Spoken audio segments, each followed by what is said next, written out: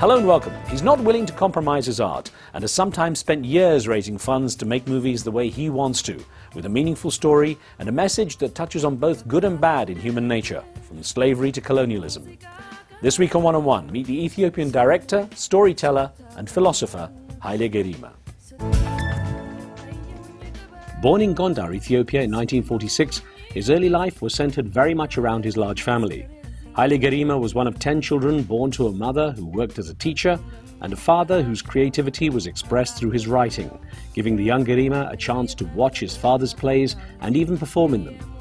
His grandparents were also a big influence on him and gave him a sense of the tradition of storytelling that formed a core part of Ethiopian culture. Gerima emigrated to the USA in 1968 in his early 20s to study at California's UCLA Film School, quickly realizing that Africa held little interest for the Western film industry. Though making America his base, Gerima regularly returned to Ethiopia to make stories touching on grassroots issues such as exploitation of poor laborers, black urban life, and even critique of the country's political history. His best-known film, the 1993 drama Sankofa, focused on slavery. The breadth of Gerima's work over the years means the philosopher, writer, producer and director is one of the few Africans to gain international recognition in this profession. Irrespective of that, he still calls himself a third-world independent filmmaker. Haile Gerima, it's good to have some time with you. Thank you very much for having me. Pleasure. You're a truly independent filmmaker. I mean, quite a rare breed in this sense that you're not willing to compromise, to go commercial or to be handcuffed, I guess, to the commercial system. So who do you make your movies for? Well, it would be very maybe inappropriate to say for myself in the sense that, I come into motion picture having literally derailed from my own sense of my own historical cultural context. And so everything I miss about, as I grew older, everything I miss is really about stories of my ancestors, stories of my people, right. Stories that literally resonate within me. And so I can say it's for me, but it's also too bourgeois to say I make a whole film, which is a costly medium for myself. But I think what I've learned from my first utterance in film is the fact that those people, if I'm hungered of some subject matter, I find a common collective population that equally is hungered for the story I tell. That gave me my earlier encouragement. And so I find people who are hungered for stories that I am, producing. In a way that obviously includes a lot of the African-American population, the black population. Yes. It's interesting because you're quite straightforward in your viewpoint. You say white people are spoiled, Oh, very, because everybody wants to appease and say, when a young person or even any age person begins to entertain a film idea in the head, they start to say, well, if I get a white person in the story, it becomes more valid movie commercial. So all the entrappings whisper to you to bring a white person, to pair your characters, to be sanctioned by white characters.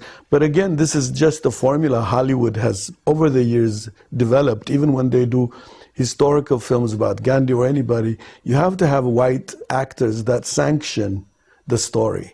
And you say white people can be courageous and cross over. Yeah, they can. They can watch. And they are. I mean, even in my own case, I have an African-American base in America, but progressives, very inquisitive, courageous white people cross over to see my movie, and I've always interacted without a problem. But I think by and large, there's a whole corrupting implication that has come with the whole idea of white supremacy in cultural outputs that I refuse to accept. But you say you don't make movies to appease black people or black needs. Oh, no. Even black people, I mean, for me, they're the most uncomfortable in my movies, but I do not compromise them by making that be, let's say, releasing whites from the responsibility, which often is the case of black filmmakers. They will usually, as you criticize, you critically portray a given black character, you appease the white characters for many considerations. How frustrating does it get, though, to keep that independence by having to go out there and raise the money? I mean, you really do have to go out there and scrape it together. I do, and usually I don't waste my time in the U.S. because I think especially the kind of subject matters that I'm interested, African American and African subject matters, do not have that much financing opportunity in America. So what I do is go to Europe and interact and struggle and transaction with European producers. It takes me 9 to 10 years to put together the finance, but I'm very contented. How locked up is the Hollywood, the sort of Western film industry? How much does it lock out independents like you? Oh, very, very. One, it's a very dictatorial arrangement.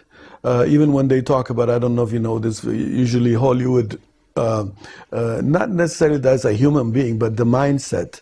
They would say to you, what's the point of entry? When they say, what's the point of entry, they're saying, who's the white character that we need to have now for these natives to be amplified in that story? And that is racist. That's the very initial discussion all filmmakers have to go through, that who is in it. When they say who is in it, is really they're saying who's pairing this black, this native, this Arab, this etc. And so it's a very bad arrangement and racist when it comes to when you're dealing about race issue. It keeps holding your story hostage to paternalism, and therefore the very objective of wanting to break barriers, bring human beings together gets compromised. Tell me about those early years being one of 10 children in Gondar in Ethiopia. Was my favorite time when I just did a film in the very location I grew up, and it was amazing how the earth itself has changed. When I grew up, on weekends we lived on wild fruits, and now when I was shooting this new film, 90-something% of those wild fruits do not exist. And so for me it was my happiest time. I felt, because I was happy there, I don't have to be happy anymore. In fact, I live off the happiness of my childhood that kept energizing me in this so-called complicated, complex world that continues to incur into your possibility of happiness. Being such a big family, was it financially a struggle to keep it all together? Oh yeah, my father was working with the Ministry of Education, but in a very low budget. It's like you may not get everything, you may not get new clothes all the time, but it's a very happy childhood, happy parents. My mother actually saved me from really destroying myself because I was the most energetic one. How did your father influence you? What sort of character was he? He was a very quiet guy. He didn't brag, talk too much. He did. He's a man of action. He wrote a lot for the kind of resource that was available to him. He published few books, but there are still a lot of manuscripts he left us to publish.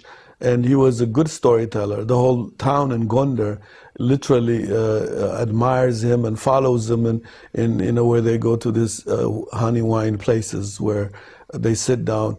Wherever my father is, that's where the people went to hear humorous jokes of past and wax and gold, we call it, discussions with settled meanings in them, where community collectively archive things. And so he was a very powerful storyteller. Which is big for you, isn't it? Storytelling is the key, you say, to filmmaking. Oh yeah, that's where that's what I cultivated early. In fact, before I came to you, I was really working on this chapter.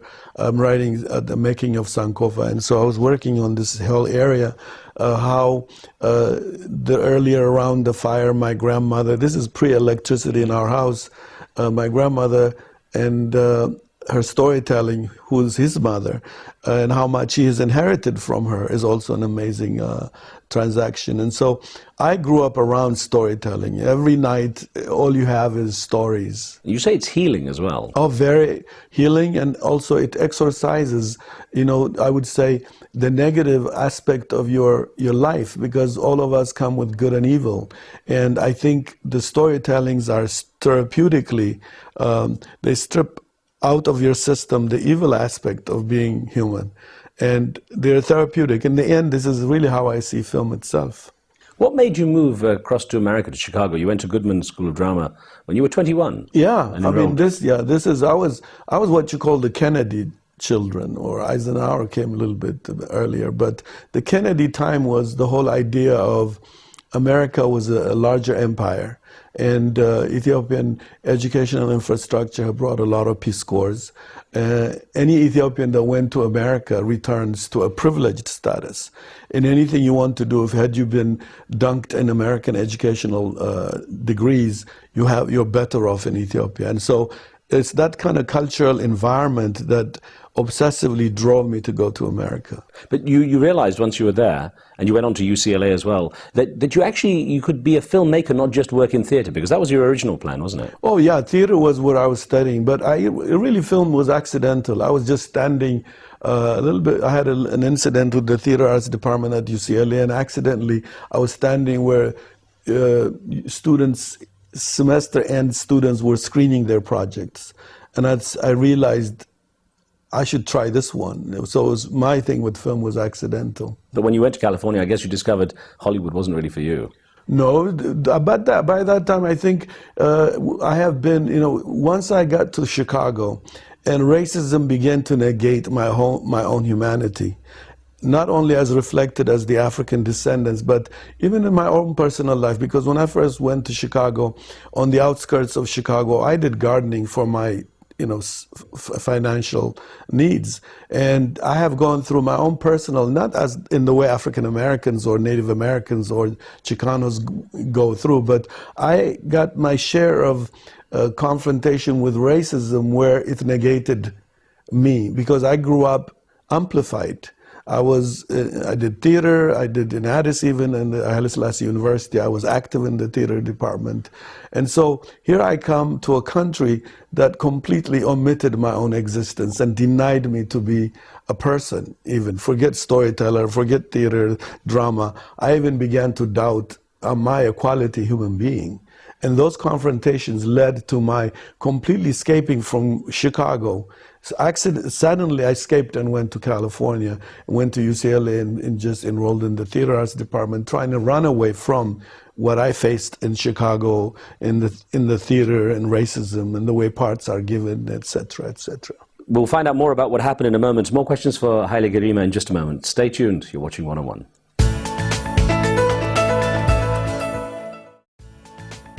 Welcome back. You're watching One on One. We're speaking with Ethiopian filmmaker Haile Gerima. You actually got to America, you started making films, and your 1993 movie, Sankofa, was actually a real struggle for you, because 9 years to raise the money for that. Yeah. So how did you manage to finally get that together? Well, it must have been a lot of satisfaction when it actually was a success. Oh yeah, when it came out is really when I got repaired. Before, to do it so much, it did cost so much in my own physical and mental state. When the film opened and I saw this whole line of black people and progressive white people, I was just vindicated and healed in the process. But the journey was very difficult, because here I embarked on a subject matter on slavery. In fact, liberal, very seriously concerned people just thought I was torpedoing my opportunity to be a good filmmaker, engaging myself with the subject matter like slavery. But I felt it was something I had to do, because I had my own struggle to understand African Americans.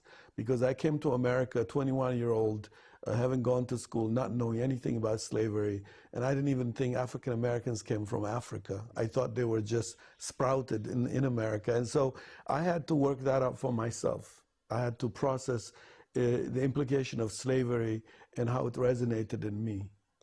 Once you'd succeeded with that film, obviously that was a defining moment for you. What other moments in your life did you feel were very defining in your career? Well, I think this new film, again, because I thought after Sankofa, everything will be a piece of cake. And then I set out to do a documentary film called Adwa, about the 1896 Ethiopian-Italian War during the scramble for Africa, and faced difficult financial situations.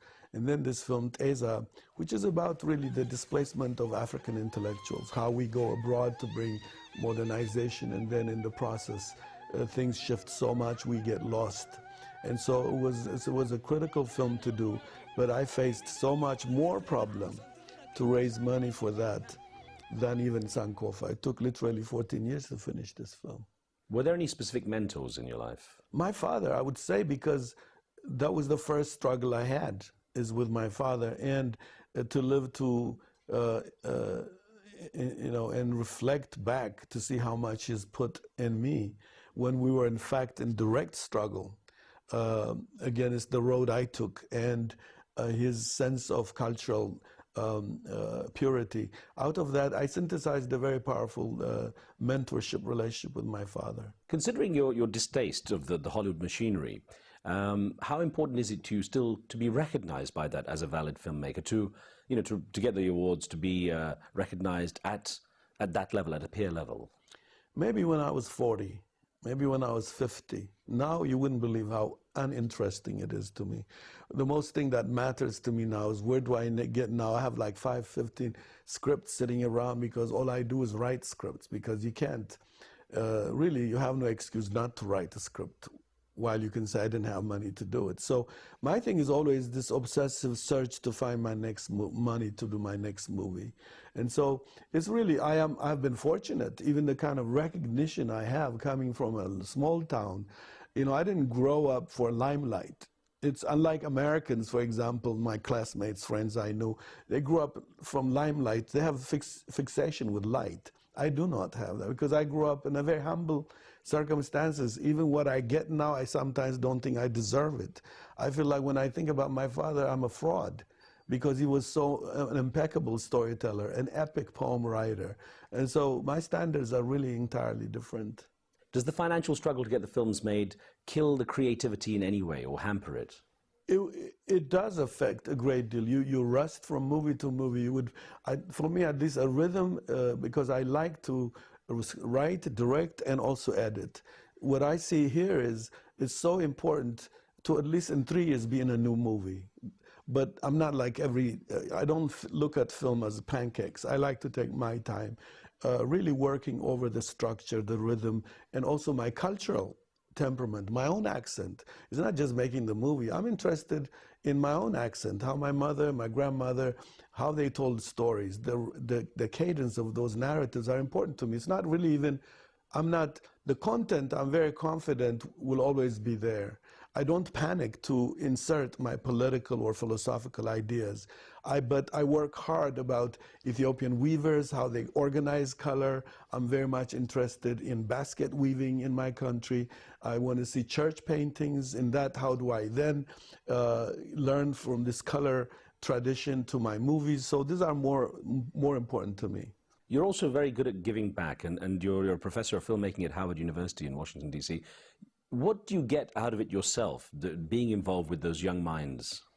Well, I'll tell you, university is crazy for art, to teach movies and things. University in general, across the world, is very difficult to teach art. It's good maybe for chemistry, physics, etc. But for me, in spite of the pay, in spite of the university problem, the usual university academic problem, my favorite part of university is the students are my teachers also. Right. As I tangle with them, struggle with them to help them find their voices, I also learn. So I become I'm a continuous student. These young people, they have so much they could offer for me also. They can re-energize me. And so my favorite part of university is students. What is the core message, though, when you're training them, when you're teaching them about filmmaking, what is the core message you want to impart to them? Well, the core message is to have something for themselves also.